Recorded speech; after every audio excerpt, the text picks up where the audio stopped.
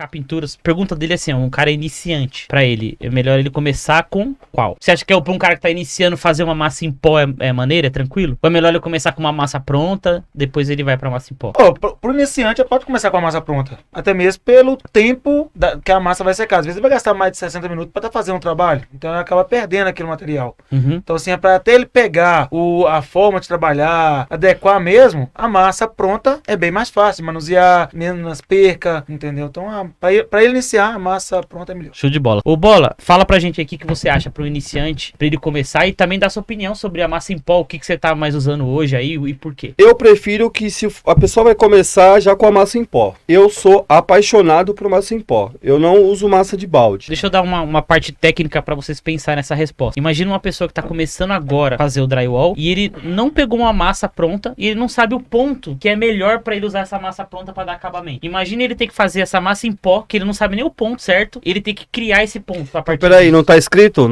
principalmente na massa em pó da Max Crew, não tá escrito? Tá escrito são 10 quilos de pó, Então. 6 quilos de água. Só que você não se esqueça que lá tá falando que ele vai deixar esse produto descansar até dar o ponto. 10 minutos de descanso. Se o cara não sabe esse ponto, pra ele é mais difícil ele chegar num ponto correto. Ele vai pegar a massa em pó, ele vai começar a mexer, ele vai falar, pô, será que aqui já é bom de eu começar a usar? Por isso que talvez, ao meu ver, ele começar com uma massa pronta, pra ele aprender a dar acabamento com a massa pronta e saber o ponto que é melhor. Eu gosto de uma massa pronta mais dura. Pô, gostei, agora eu posso testar uma massa pronta. Entendeu? Essa é a consideração que eu queria fazer pra vocês pensar. Pode falar, meu querido. Não, acho que você tem razão, no meu ponto de vista. Não, eu acho que é muito importante, primeiro, o método que cada um vai escolher pra se usar. Eu acho que muitas pessoas vão se adaptar mais à massa em pó, muitas pessoas vão gostar mais da massa pronta. Eu, por exemplo, já usei algumas vezes a em pó, mas nunca deixo de utilizar a massa pronta.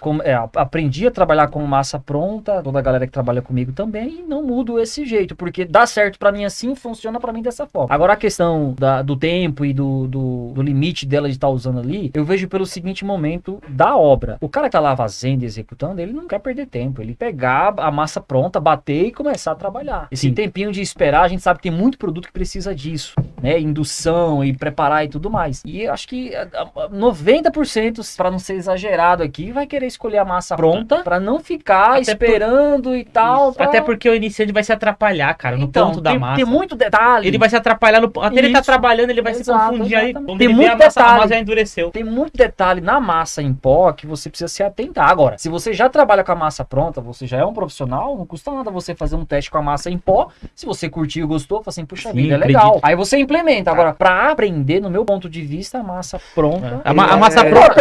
Só uma pergunta. É muita difícil falar chinês? O que você acha? Chinês? Não. Sei lá, pra mim Pra você é difícil falar chinês. Pra você é difícil falar chinês? E pra uma criança que acabou que tem 6 meses, 9 meses ou 1 ano, tá aprendendo a falar e nasceu na China? Se acostuma fácil. É o que eu tô falando. Se você parar pra pensar, há muito mais dificuldade. Não tem dificuldade. A dificuldade ela vai pegar ali na hora, tal, do ponto, pronto, acabou. Por que eu falo isso? Porque, principalmente pra uma pessoa que tá começando. A pessoa que tá começando, ela já é mais lenta. Ela já vai fazer menos metro. Ela vai colar a fita, ela vai ter que demorar, esperar o tempo correto de você dar a primeira demão, certo? Já, entre aspas, no outro dia. Então, o serviço que ela faria, um profissional faz em 2, quem tá começando faz em 4, quem tá usando massa de balde faz em 6. Então, se você for ver por esse ponto, ainda assim, é preferível que ele comece com a massa em pó, pra ele não perder tempo. Já que ele vai perder tempo no chapeamento, na estrutura, ele já não perde tanto tempo na hora de dar acabamento. Pro aluno, hoje, no meus treinamentos, a gente fala de massa pronta. Porque a gente mostra a consistência, vê como que é, mostra na espátula como que ela fica, né? O alisar dela e tudo mais. Mas quando a gente fala de massa em pó, eu acho que tem que ser pra uma linha mais profissional. Por quê? Porque é dosagem, consistência, tempo, né? Então, assim, se eu quero acelerar um processo,